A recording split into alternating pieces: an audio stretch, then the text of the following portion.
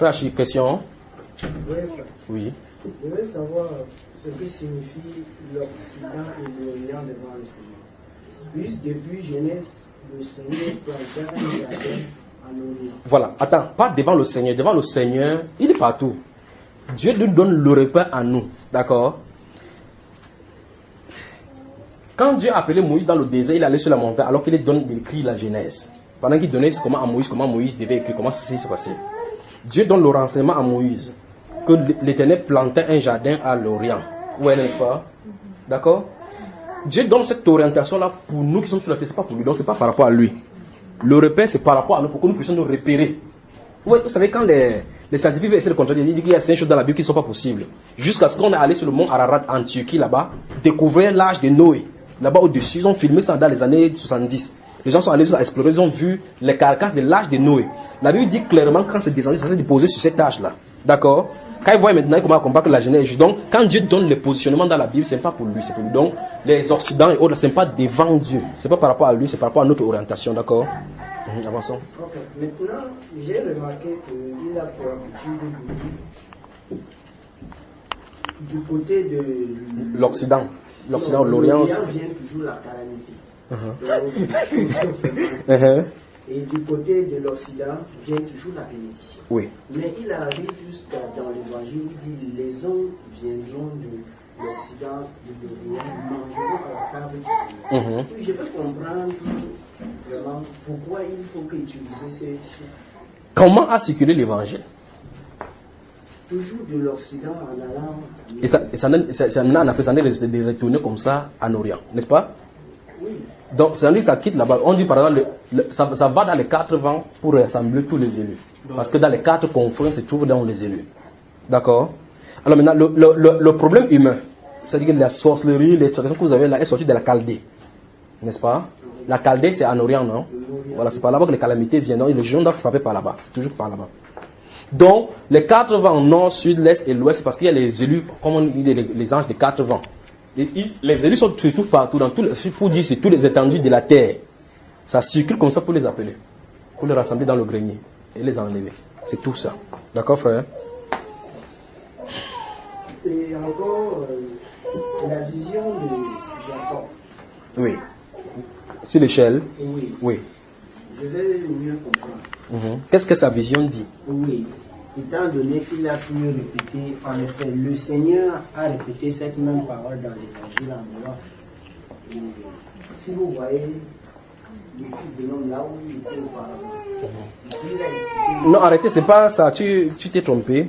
Il dit désormais vous verrez le Fils de l'homme. Oui. Vous avez des anges monter et descendre sur le Fils de l'homme. Oui, pour maintenant, c'est ici donc que j'ai. Vous voyez. Si vous regardez dans votre Bible, lui second, ou bien n'importe où les Bibles de référence, chaque fois qu'on cite Genèse, là, on renvoie toujours à cela. D'accord? Je ne sais pas qu'est-ce que vous pouvez voir comme rapport là-bas. Lisons Genèse là pour voir ce que Jacob lui l'a vu. Et puis, maintenant, dans lui des Jean là où le Seigneur Jésus dit désormais vous verrez le Fils de l'homme, les anges descendent et monter sur le Fils de l'homme. Allons-y. Donc, il a passé la nuit quelque part. Il s'est rendu compte que quelque chose se passe sur cette place-là. Allons-y, lisons directement là-bas. Il eut un songe et voici une échelle était appuyée sur la terre. Oui. Et son sommet touchait au ciel. Oui. Et voici les anges de Dieu montaient et descendèrent par cette échelle. Oui. Et voici le Seigneur se tenait au-dessus, elle au-dessus d'elle. Et il dit, je suis le Seigneur, le Dieu d'Abraham, ton père, et le Dieu d'Isaac.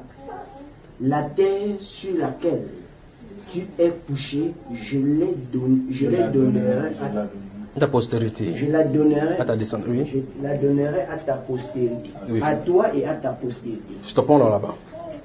Donc nous comprenons effectivement. Qu'est-ce que Jacob a dit après cela? Oui, c'est ça. Qu'est-ce qu'il a dit?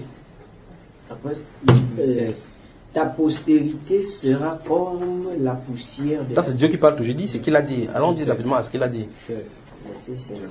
Jacob se leva de son sommeil et il dit, certainement le Seigneur est ici, est en ce lieu. Et moi, je ne le savais pas. Il eut peur et dit, que ce lieu est redoutable. C'est ici la maison de Dieu. Amen. Restons là-bas et voyons.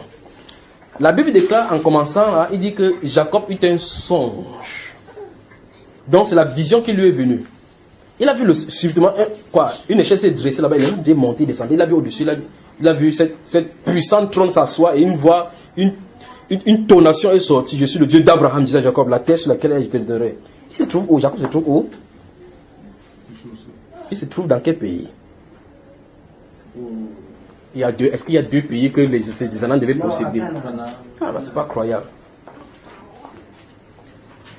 Maintenant, c'est le simple fait que le Seigneur Jésus a dit dans ces gens-là que désormais vous verrez le Fils de l'homme monter et descendre sur les anges de Dieu, descendre sur le Fils de l'homme. Comme on a dit monter et descendre, les anges montent et descendent. On dit qu'il est cette échelle-là. Comment on peut s'en sortir après ce verset à coller dans notre verset? Vous savez, la terminologie humaine, c'est que quand on voit quelque chose arriver là-bas, on note là-bas. Alors que ce n'est pas de dire la même chose. Ça n'a rien à voir.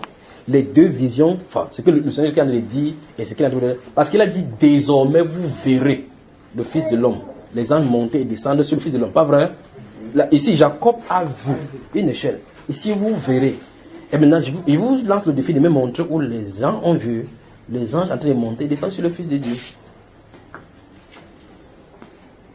Donc voilà, on voit là. Ce n'est pas comme ça. Qu'est-ce que le Seigneur Jésus-Christ est en train de dire? Vous savez, dans Apocalypse chapitre 22, là, il dit que moi j'ai envoyé mon ange dans les églises pour attester ces choses. Pas vrai, frère? Bon, autre question, posez la question. Vous êtes assez grand, j'espère que vous comprenez.